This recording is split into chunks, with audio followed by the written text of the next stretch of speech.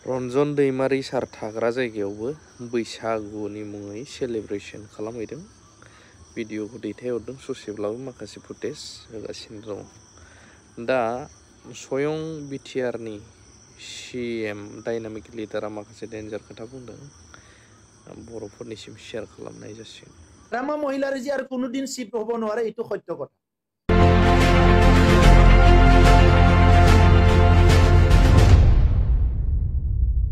মই শিৱ হওঁ না নহওঁ এইটো বেলেগ কথা। মই গণতান্ত্ৰিক মানুহ। ৩৫০০ মানুহৰ পেটত হাগ্ৰামা মহিলাৰে লাট মাৰি থৈ গৈছে। ৩৫০০। এই যে নতুন এটা লিগেসি আগৰ চৰকাৰে কি কৰিছে ৫০০০ প্ৰজেক্ট আছিলে। ৫০০০ প্ৰজেক্টত কমসে কম ৩৫০০ কন্ট্ৰেক্টৰ মানে তেখেতসকলে বিল নিদিয়াকে গুচি গৈছে। ৩৫০০ কন্ট্ৰেক্টৰৰ মূলধন হাগ্ৰামা চৰকাৰে খাই গুচি গৈছে, যিসকলে আজি কোনবা অলমোস্ট বলিয়া হোৱাৰ নিচিনা হৈছে, পইচাটো ৰিটাৰ্ণ কৰিব পৰা নাই। আৰু আজি কেইদিনমান আগতে কৈ আছে যে ৩১ তাৰিখত চৰকাৰ শেষ হ'ব।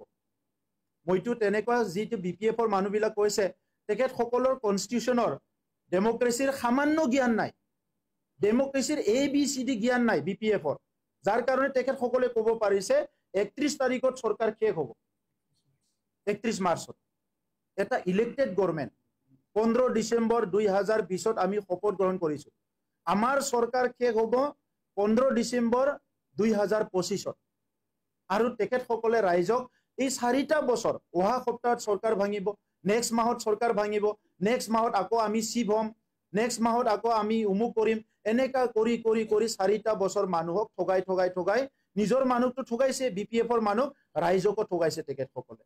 এনেকা পলিটিক্স কৰিবলৈ নাপায়। সাহস আছে যদি আজি তেখেতসকলে আমাক কৈ আছে সাহস আছে এইটো কক সাহস আছে যদি এই মানুহবিলাকক ঠগাব নালাগিছিল।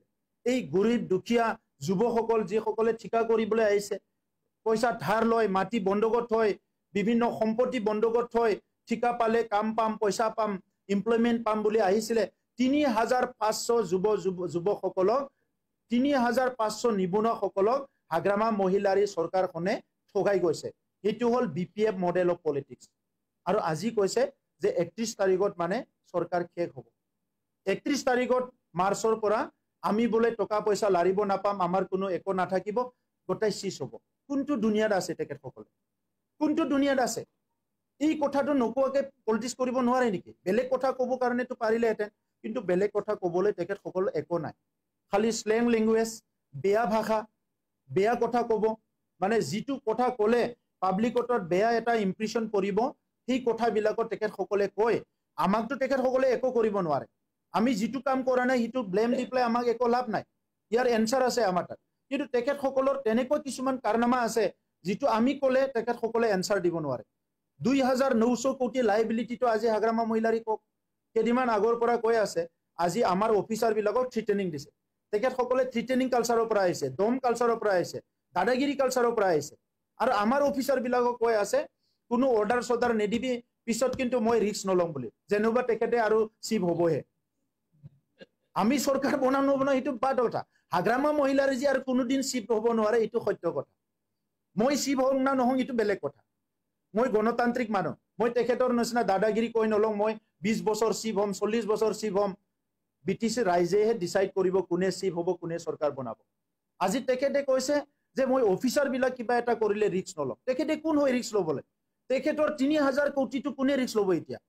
3000 কোটি টকা যে ধাৰ লুগাই থৈ গ'ল, আজি সেই ঠিকাদাৰবিলাকক বাছি দুখীয়া গৰীববিলাকক আমি পইচা দি আছো, বিল দি আছো। তেখেতৰ পাপ আমি ধুই আছো। 300 কোটি টকা আমাৰ ফাণ্ডৰ পইচা, কাম কৰিব লগা পইচা, সেই কন্ট্ৰেক্টৰবিলাকৰ মুখটো চাই পেলাই আমি তেখেতসকলক বিল দিলো। 3বাৰকৈ বিল দিলো আমি বিভিন্ন ডিপাৰ্টমেণ্টত। 3500 মানুহৰ পেটত হাগ্ৰামা মহিলাৰে লাট মাৰি থৈ গৈছে। 3500। এই মানুহবিলাক কিন্তু এতিয়াও জীয়াই আছে, তেখেতসকলে কৈ আছে।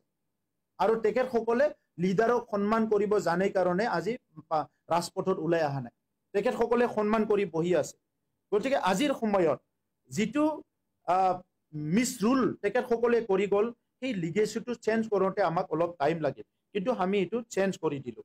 আৰু এতিয়া লাহে লাহেকৈ যি কথাবিলাক তেখেতসকলে পাব্লিকৰ আগত কৈছে যে UPPL ঠগাইছে, UPPL অমুক কৰিছে, তুমুক কৰিছে, চাকৰি দিব নোৱাৰে, অমুক দিব নোৱাৰে। আমি তেখেতসকলৰ নিচিনা কন্ট্ৰেকচুৱেল ভুৱা চাকৰি দি মানুহবিলাকক টোপনি নাযোৱা কৰিব বিচৰা নাই। আমাৰ যোনে চাকৰি ল'ব সি ভালকে শুব পাৰিব, সি 8 ঘণ্টা শুব পাৰিব ভালকে। তেখেতসকলৰ যিবিলাক চাকৰি ল'লে আজি 17 বছৰ এই চাকৰি দিয়াৰ দিনৰ পৰা আজিলৈকে শুব পৰা নাই, ঘূৰি আছে ইটো ঘৰে ইটো ৰাস্তাই ক'ৰবাত EMক আগৰি ধৰে, ক'ৰবাত অফিচাৰক আগৰি ধৰে, চাকৰি দিয়ক।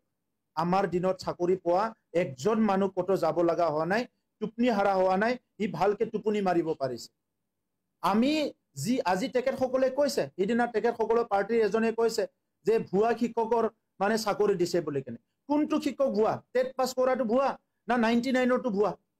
99ৰ শিক্ষকবিলাকৰ 2বাৰ 3বাৰ টকা লৈ তেখেতসকলৰ ভাল ডাঙৰ নেতাসকলে, নাম ক'ব পাৰো চব, লাজ পাব তেখেতসকলে। মই তেখেতসকলক পাব্লিকলি বেইজ্জতি কৰিব বিচৰা নাই, কিন্তু বেছিকে প্ৰভোগ কৰি থাকিলে আমি ক'ব লগা হ'ব নাম লৈ। কোনে পইচা লৈছে, গুৱাহাটীত কোনটো হোটেলত লৈছিলে, কোকৰাঝাৰত কোনটো হোটেলত লৈছিলে, ক'ত বহি লৈছিলে, কোনজন EMA লৈছিলে, তাৰ লগত কোন অফিচাৰ আছিলে, চব তথ্য আমাৰ তাত আছে। আমি আমেৰিকাৰ তথ্য বিচৰা নাইতো, বড়োলেণ্ডৰহে তথ্য লাগে আমাক। এই তথ্যটো কেনেকে ভাবিছে তেখেতসকলে হেৰাই গ'ল বুলি? মানুহে পৃথিৱীত যি কাম কৰে এইটো কেতিয়াও লুকাই ৰাখিব নোৱাৰে। গতিকে আজিৰ সময়ত আমাৰ এই কথাবিলাক আছে। আৰু সেই দাদা ভাইসকল 99ৰ শিক্ষকসকলক ঠগাই তেখেতসকলে কৈছিলে আমি চাকৰি দিছো। যাৰ 1.5 বছৰ মাত্ৰ চাকৰি আছে, 3 মাহ মাত্ৰ চাকৰি আছে, 6 মাহ মাত্ৰ তাক চাকৰি আছে, তাকো মানৱতাৰ খাতিৰত আমি চাকৰি দিছো। এইটো BPF-এ দিয়া নাই, এই জাষ্টিছটো আমি কৰিছো। আৰু আজি ইহঁতে কৈছে যে আমি ভুৱা টিচাৰক চাকৰি দিছো। কোনজন টিচাৰ ভুৱা? টিচাৰসকলক, টিচাৰ সমাজক অপমান কৰিবলৈ আপুনি সাহস ক'ত পালে? তেখেতসকলক আমি সমৰ্থন কৰক, সহায় কৰক।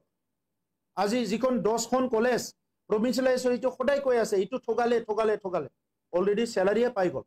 আৰু এই বছৰৰ বাজেটত 10খন কলেজৰ যিমানখিনি শিক্ষক আছে, ষ্টাফ আছে, তেখেতসকলৰ চেলাৰীৰ কাৰণে 70 কোটি টকা যিমান লাগে আঠানা বাজেটত চব ধৰা হৈছে। কোনো আঠানা পইচাও ৰৈ যোৱা নাই। যিখিনি স্কুল কলেজ ৰৈ গ'ল, BTR ৰেকৰ্ডৰ 6.3 মতে, BTR ৰেকৰ্ডৰ 6.3 ক্লজ মতে আমি তেখেতসকলক প্ৰভিন্সিয়েলাইজ কৰিবৰ কাৰণে মুখ্যমন্ত্ৰী ডাঙৰীয়া, শিক্ষামন্ত্ৰী ডাঙৰীয়াৰ আলোচনা কৰি আছে। কিন্তু অসমত এই শিক্ষাৰ মানে বিষয়টো ইমানেই কমপ্লিকেটেড, এটাৰ পিছত আনটো সমস্যা ওলাই যাই থাকে। আৰু আজিৰ সমস্যা নহয়, যোৱা 30-40 বছৰৰ আগৰ পৰা অহা সমস্যা। গতিকে অলপ সময় লৈছে। আমাৰ বিশ্বাস আছে মুখ্যমন্ত্ৰী ডাঙৰীয়াৰ ওচৰত।